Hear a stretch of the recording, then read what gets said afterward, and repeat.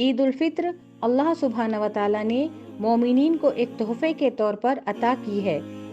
रमदान उल मुबारक गया है लेकिन अल्लाह की इताअतें बाकी है। इस ईद की जो सुन्नतें हैं वो इस तरह से हैं। तक़ब्बलल्लाहु मिन्ना व मिनकुम। अस्सलामु अलैकुम व रहमतुल्लाहि व बरकातुहू। मौजूद सामियीन, आज हम ईद की सुन्नतों के बारे में बात करने वाले हैं, यानी ईद उल फित्र का जो मसनून तरीक़ा है कि हम इसको कैसे मनाएं, इस दिन को हम कैसे गुजारें, इस दिन की शुरुआत कैसे हो और इस दिन का इख्तिताम कैसे हो, इसके ऊपर हम बात करने वाले हैं। ईद उल फित्र अल्लाह सुब्हानहू व तआला ने मोमिनीन को एक तोहफे के तौर पर अता की है कि 30 दिन के मुस्तकिल इताअतों और रोज़ों के बाद इंसान को हदीयतन एक दिन खुशी का मिलना चाहिए, और इसीलिए अल्लाह सुब्हानहू व तआला ने ईद के दिन को मशरू किया है। और मुसलमान की 2 ईदें हैं, ईद उल फित्र और ईद उल अधा। रमदान उल मुबारक के बाद जो चांद नज़र आता है शव्वाल का, उसके अगले दिन यानी कि पहले शव्वाल को ईद उल फित्र मनाई जाती है।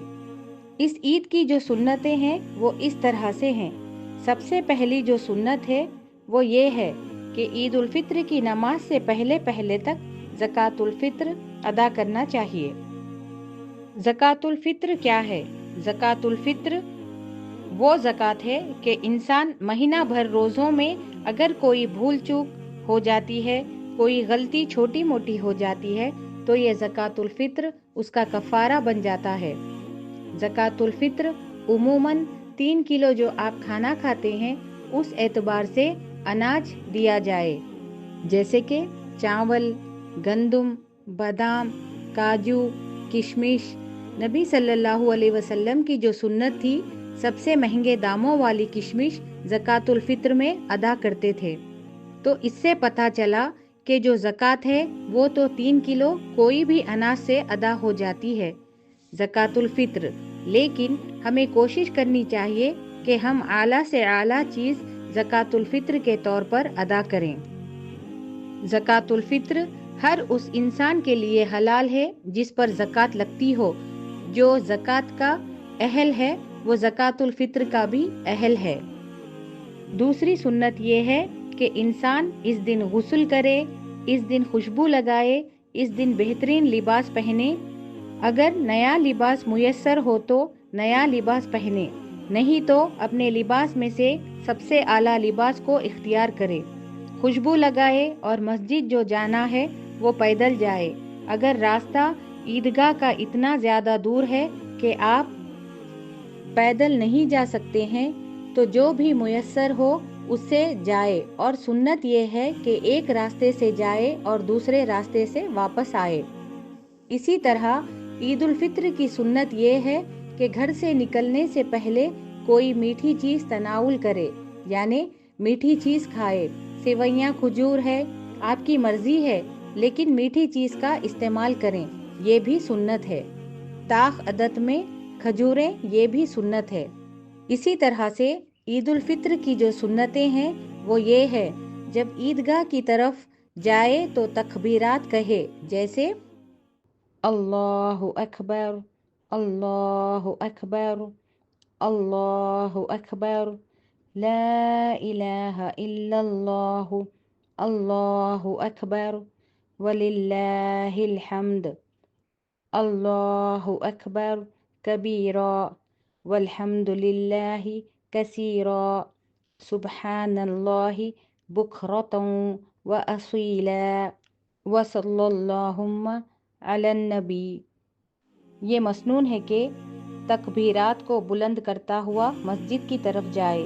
इसी तरह से ईद की जो खुशियाँ हैं उसको बांटने की कोशिश करे। छोटे बच्चों में एक खुशी और मोहब्बत की लहर दौड़ जाए।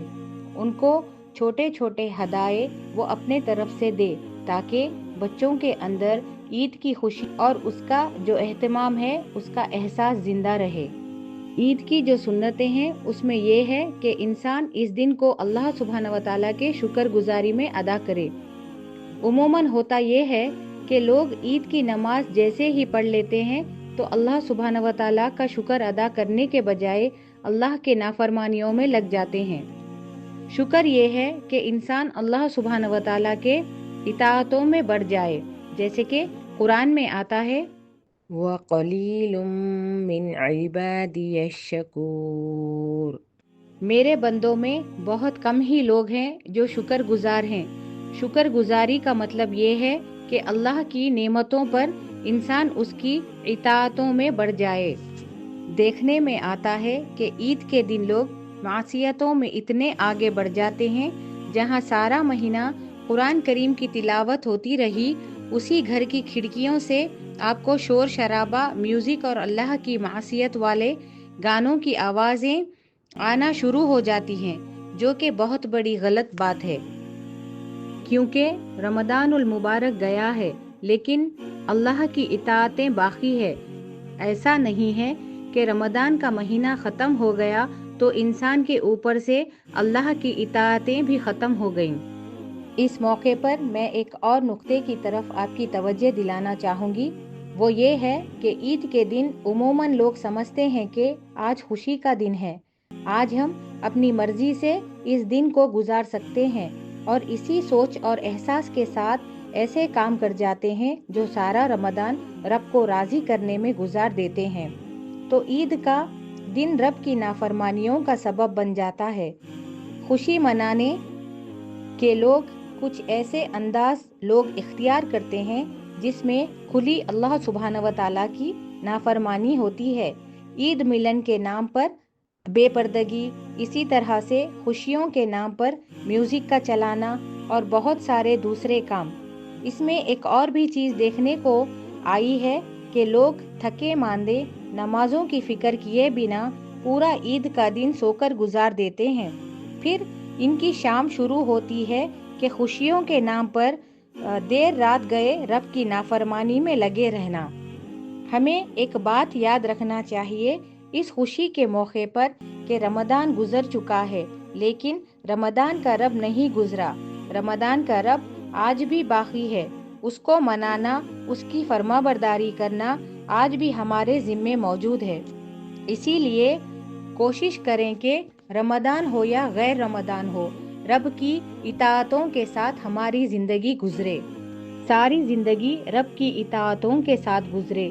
جو محنت اور ہم نے پریکٹس کی ہے 30 دن رب کے احکامات کو بجا لاتے ہوئے، اس نے کہا نہ کھاؤ، ہم کھانے سے رک گئے، اس نے کہا اس وقت نہیں اس وقت کھاؤ، ہم نے اس کی اطاعت کی، ناشتہ 8 بجے نہیں ناشتہ 4 بجے صبح کیا جائے، ہم نے اس کی بات مان لی۔